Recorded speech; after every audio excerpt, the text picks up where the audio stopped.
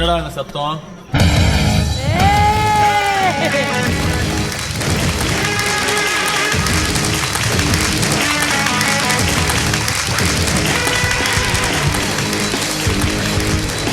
அப்புறம் சார் இங்க என்ன வேலை? ரவுடித்தனமா? அமைதி சின்னத்தை பறக்க விட்டுனுக்குறோம், இங்க வந்து ரவுடித்தனம்னு சொல்றீங்க சார். இது ஒரு பெருமைக்காக பண்ற சோக்கு சார். இதுல சூதுலாம் கிடையாது. உங்ககிட்ட எனக்கு வேண்டாதவங்க யாரோ தப்பா சொல்லிட்டு இருக்கிறாங்க. கிளம்புங்க சார். அப்புறம் நாங்களும் அமுச்சு வச்சோன்னா அவ்வளோ நல்லா இருக்காது. உள்ள பூச்சிங்களுக்கெல்லாம் ஐடியா வருது. செஞ்சிருவேன்.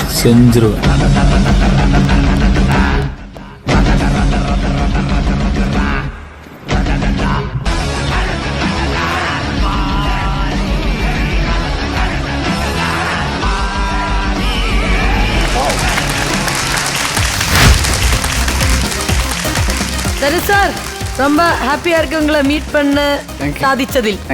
എങ്ങനെ ரொம்ப நன்றி. അയ്യോ എന്ത് ക്യൂട്ട് വോയിസാ. ഒന്ന് ഹലോ പറഞ്ഞേ. ഹലോ. കൊള്ളാം. ഹായ് ശിവപ്രസാദ്. നമസ്കാരം. എവിടുന്നാണ് വരുന്നത്? അടൂരാണ്. അടൂരിൽ എവിടെ? അടൂർ ഭവാനി അമ്മയുടെ വീടിന്റെ അടുത്ത്. എങ്ങനെ ഉണ്ടായിരുന്നു നമ്മുടെ ഈ ക്യൂട്ട് ആയിട്ടുള്ള ധനുഷ്? ധനുഷ് അല്ല, ധനുഷ് ശിവപ്രസാദ്, എന്തൊക്കെ ചേഞ്ചസ് സ്വന്തം രൂപത്തിൽ നിന്ന് മാറി ധനുഷാകാൻ വേണ്ടി? കണ്ണട വെച്ചിട്ടുണ്ട്, മീശ വരച്ചിട്ടുണ്ടോ? കുറച്ച് ചെറുതാവ് വരച്ചു, മുടി കുറച്ച് വെച്ചിട്ടുണ്ട്. ഹെയർ സ്റ്റൈല് സ്വന്തമായിട്ട് ഇങ്ങനെയാണ്? ഇങ്ങനെയാണ്. പിന്നെ താടി ഇതിനു വേണ്ടി വെച്ചാണോ വരച്ചതാണോ? താടി ഇത്ര ഭാഗത്തുണ്ടായിരുന്നു, പിന്നെ ഒന്ന് തിക്നെസ് കൂട്ടിയിട്ടുണ്ട്. വെറുതെ ഈ ഇത്രയും മേക്കപ്പും കാര്യങ്ങളും ഇല്ലാതെ വെറുതെ പുറത്തിറങ്ങി നടക്കുമ്പോ ആരെങ്കിലും ധനുഷാണെന്ന് എന്റെ അതുപോലെ ഇരിപ്പുണ്ടെന്ന് പറഞ്ഞിട്ടുണ്ടോ? കഴിഞ്ഞ ദിവസം ഹോസ്പിറ്റലിൽ കിടന്നപ്പോ തൊട്ടടുത്ത് ബെഡിൽ കിടന്ന് ചേട്ടൻ പറഞ്ഞായിരുന്നു ധനുഷിന്റെ ഷേപ്പ് ഉണ്ടെന്ന്.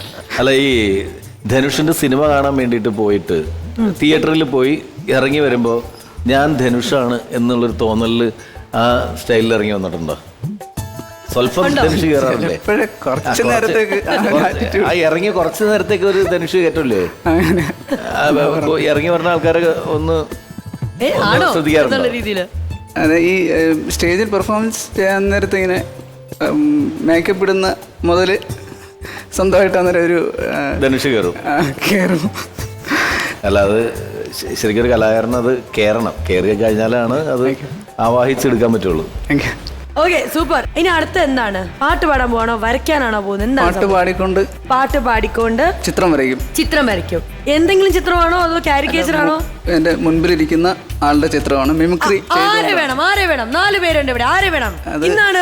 ഇന്നാണ് ശബ്ദം അനുകരിച്ചോണ്ടാ പാടുന്നത്. അപ്പൊ മിമിക്രി പാട്ട് വര. ഓ, മിമിക്രി ഉണ്ട്, അതിന്റെ ഇടയ്ക്ക് വരയുണ്ട്. ഒരു കാര്യം ചെയ്യാം, നമ്മുടെ കൂട്ടത്തിൽ ഏറ്റവും അടിപൊളി എനിക്കൊന്ന് ഷാജി ചേട്ടനെ വരയ്ക്കാനായിരിക്കും. തീർച്ചയായിട്ടും അല്ലേ? ഓക്കെ, അതെ, വിശാലമായിട്ട് റെഡിയാണ്. ഷാജി ചേട്ടൻ വരണോളാൻ പറഞ്ഞു. Please join us.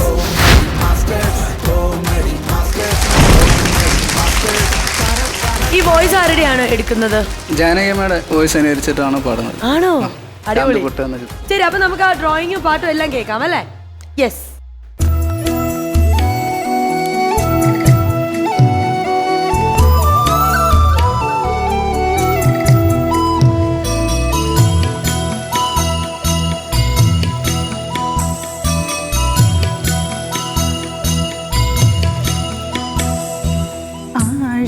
കടലിൻ്റെ അങ്ങേ കരയില നേരം വെളുക്കുന്ന മേട്ടിൽ അമ്പിളി മാമനെ പോലെൻ്റെ മാറിലായി ഒട്ടിക്കിടക്കുന്ന മുത്തേ, കണ്ണിലായി എണ്ണയൊഴിച്ചു കൊണ്ടെത്ര നാൾ കാത്തിരുന്നു ഞാനിരുട്ടിൽ. ഇന്നെൻ്റെ മൺകുടിൽ മുന്നിലെ തിണ്ണയിൽ പൊന്നായി മിന്നും വിളക്കേ.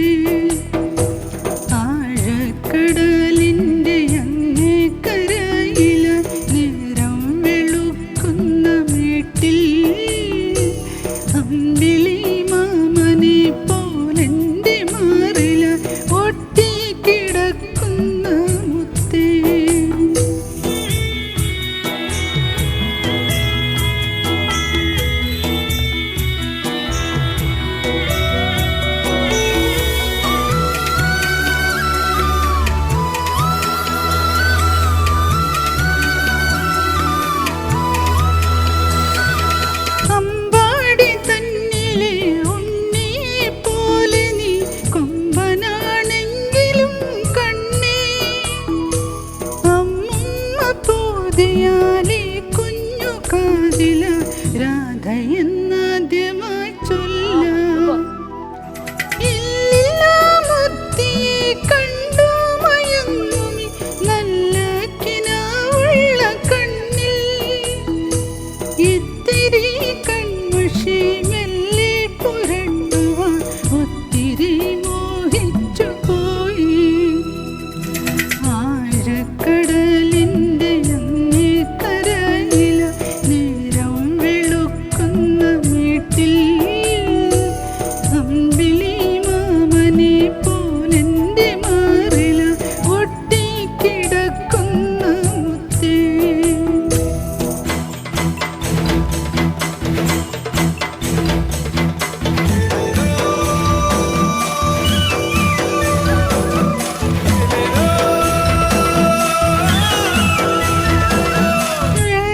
വെള്ളവാവുള്ളൊരു രാവില നീ കൊച്ചുവെള്ളം തുഴഞ്ഞങ്ങു പോയാ.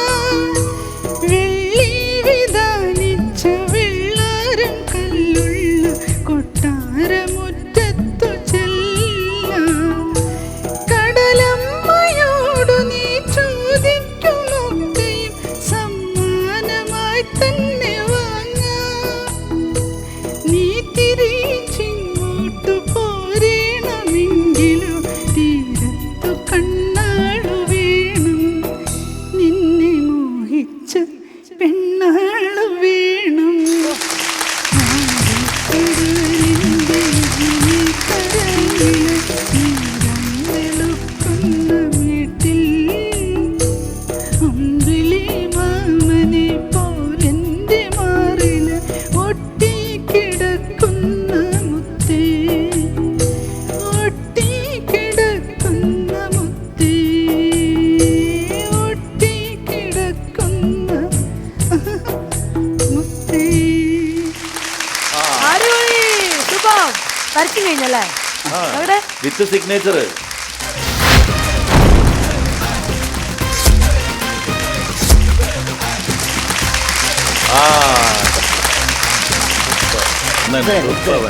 പാട്ടും വരയും എല്ലാം. പാട്ടും വരയും.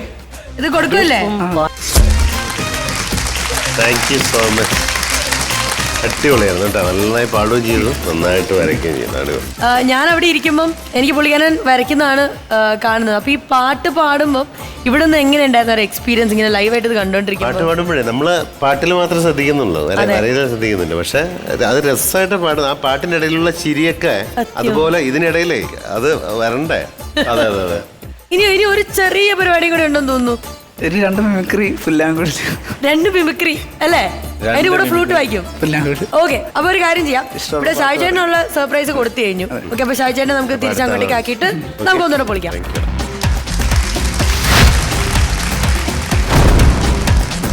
യെസ്. അപ്പൊ ശിവപ്രസാദ് എന്താണ് ആദ്യം ചെയ്യാൻ പോകുന്നത്? പുല്ലാങ്കുഴൽ. ശരി, അത് എങ്ങനെ പറഞ്ഞു? ഇഷ്ടമുള്ളൊരു പാട്ട് പറയുവാണെങ്കിൽ നമ്മുടെ ഓസ്കർ വിന്നർ കീരവാണി സാർ സംഗീത സംവിധാനം ചെയ്ത ഒരു പാട്ട്, ദേവരാഗത്തിലെ ശിശിര കാലം എന്ന് തുടങ്ങുന്ന പാട്ട് വായിക്കാൻ പറ്റുമോ? ശ്രമിക്കാം.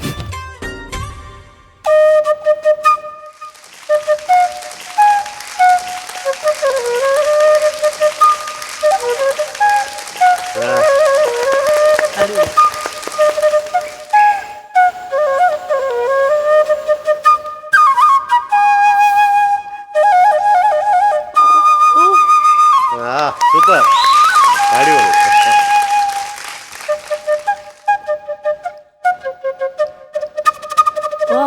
അടിപൊളി.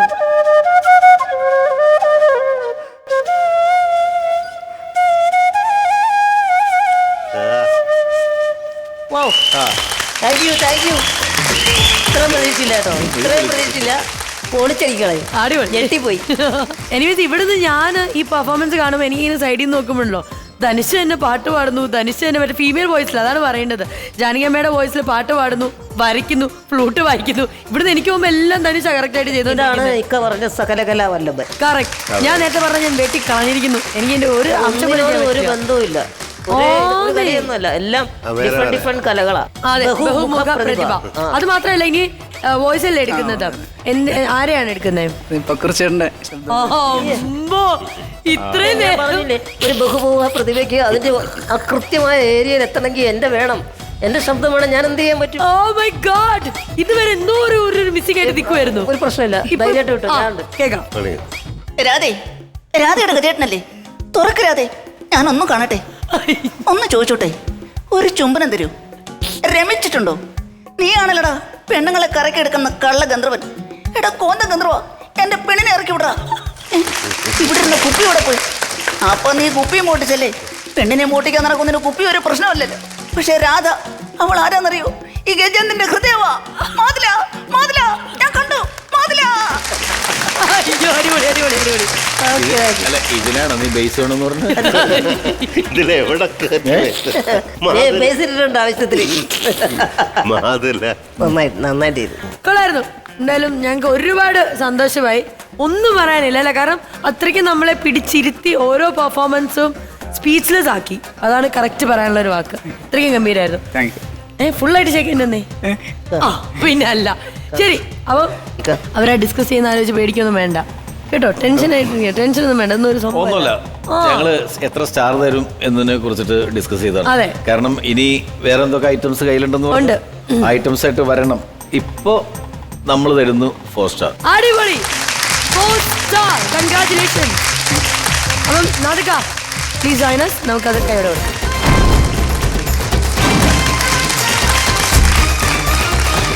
ശിവപ്രസാദ്, നിങ്ങളെല്ലാവരും ഞെട്ടിച്ചു കളഞ്ഞു. അപ്പം അടുത്തവണ വീണ്ടും വരണം. ഇത്തവണ ശിവപ്രസാദിന് കിട്ടിയിരിക്കുന്നത് കോമഡി മാസ്റ്റേഴ്സിന്റെ 4 സ്റ്റാർ ആർട്ടിസ്റ്റ്.